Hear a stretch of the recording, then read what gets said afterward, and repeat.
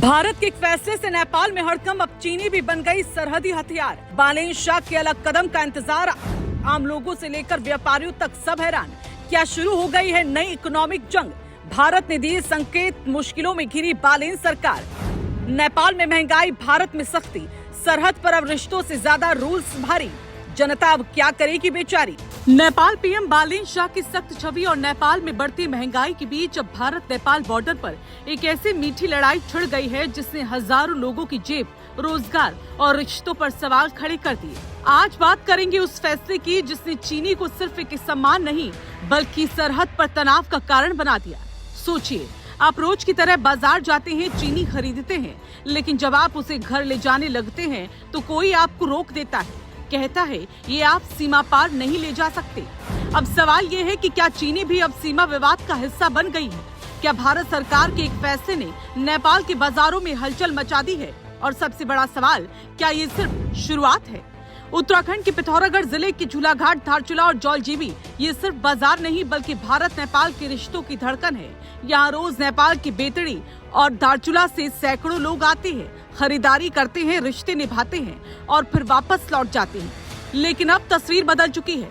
झूला पुल पर कस्टम की सख्ती, हर बैग की जांच और सबसे बड़ी बात, चीनी ले जाना पूरी तरह बैन।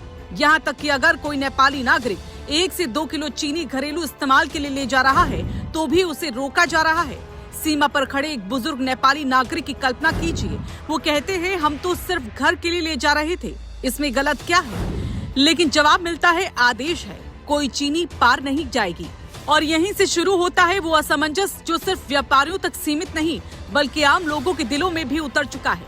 अब जरा चंपावत जिले के बनबसा बाजार की तस्वीर देखिए। यहाँ माहौल बिल्कुल उल्टा है। दुकानें खुली हैं, ग्राहक आ रहे हैं और व्यापार पहले जैसा चल रहा है। दुकानदार कहते हैं, पहले भी कई नियम आए लेकिन व्यापार नहीं रुका, इस बार भी नहीं रुकेगा। यहाँ तक कि एक नेपाली बुजुर्ग ग्राहक जिन्होंने 4 किलो चीनी खरीद ली, उन्हें इस रोक की जानकारी तक नहीं थी। अब जरा सोचिए, एक तरफ सख्ती, डर और अनिश्चितता, दूसरी तरफ सामान्य व्यापार, बेफिक्री।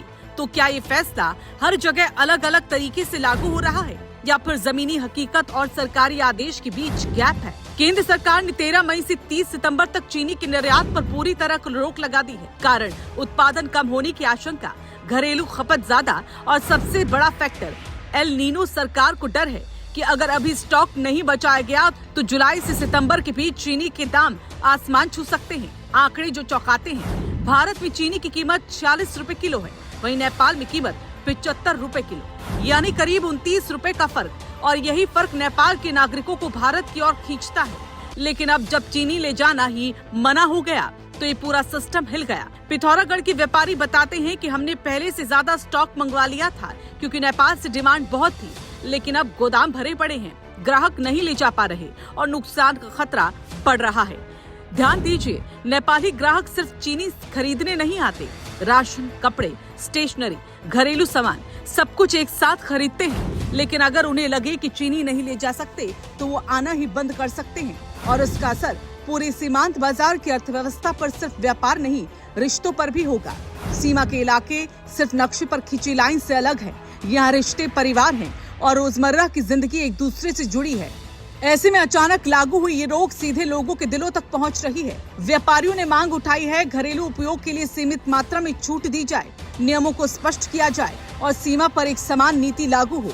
लेकिन सवाल अब भी वही है, क्या सरकार इस पर विचार करेगी या फिर सख्ती और बढ़ेगी? नेपाल में पहले ही चीनी महंगी बिक रही है, अब जब भारत से सप्लाई बंद हो गई, कीमतें और बढ़ सकती हैं। आम लोगों की जेब पर असर पड़ेगा और सरकार पर दबाव भी बढ़ेगा। मीठी चीज लेकिन कड़वा असर। ये कहानी सिर्फ चीनी की नहीं, ये कहानी है नीतियों और जमीनी हकीकत के टकराव की, सरहद और संवेदनशील रिश्तों की और उस आम आदमी की जो सिर्फ अपने घर के लिए सामान ले जाना चाहता है। तो अब सबसे बड़ा सवाल आपसे, क्या सरकार का ये फैसला सही है?